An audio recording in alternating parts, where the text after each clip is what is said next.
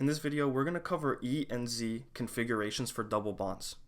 Alkenes can't rotate, so we need a way to describe whether the larger groups are on the same side or opposite sides. You may have learned about cis and trans, and that only works sometimes. The real larger system is the EZ notation, which is what we're going to look at here. If we look at this first one, we have 2-butene.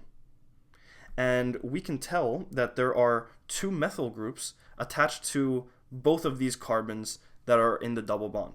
What's not shown is that there's 2 hydrogens here. For this example, we see that we have the exact same group on the top and the exact same groups on the bottom. We can call this cis 2-butene because we have identical groups on the top and the identical groups on the bottom. That won't always be the case, which is where the E and Z comes in. If we look at the second example, it's the exact same molecule, except one of the carbons, instead of having a hydrogen, is going to have a bromine. So we can't do our cis-trans here. Instead, we're going to look at assigning priorities just like R and S configurations, and we're going to do it the same way. We're going to look at their atomic number, and if it's the same, we're going to see what those are bonded to. And we're going to compare the 2 substituents connected to each carbon, meaning that we're going to compare these 2 first and these 2 first, and then compare them to each other afterwards.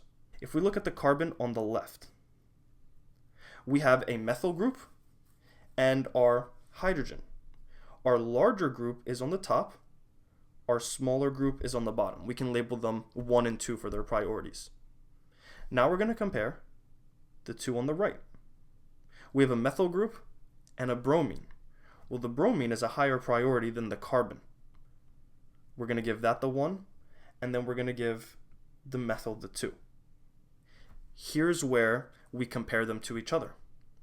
Our higher priorities are on opposite sides. When we get that, we're going to get the E configuration.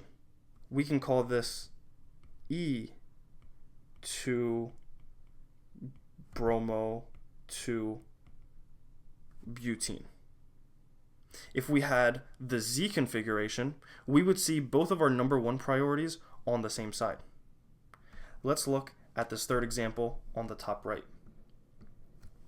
Here we have pentene. And if we look at our double bonds, if we were to separate them, we have to determine which way all of our substituents are facing. If you were to rotate this double bond and make it horizontal, you can see that our methyl group is going down, meaning we're going to have a hydrogen going up. If we look on the right, again, if you try to rotate your paper, rotate your head so that our double bond is horizontal, you'll see that this ethyl group is going to be pointing up, meaning we have a hydrogen pointing down. Our hydrogen is always going to be our lowest priority group, which makes this one a little bit easier. We know this is 2, we know this is 2, and we're going to get 1s here. If we look and compare them to each other now, our higher priorities and our lower priorities are on opposite sides. We have a 1 and a 2 on the top, and then we have a 2 and a 1 on the bottom. When they're in this trans formation, we get the E compound. Let's look at example number 4 here. This time it's written out a little more explicitly rather than our line angle formula.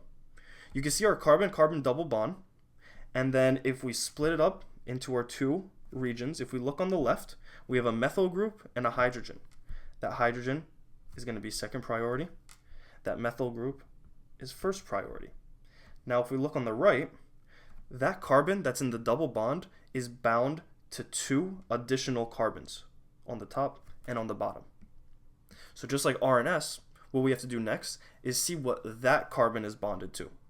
The carbon on the top has an oxygen and 2 hydrogens, whereas the carbon on the bottom has 3 hydrogens. If we can eliminate our common atoms here, we're comparing an oxygen to a hydrogen.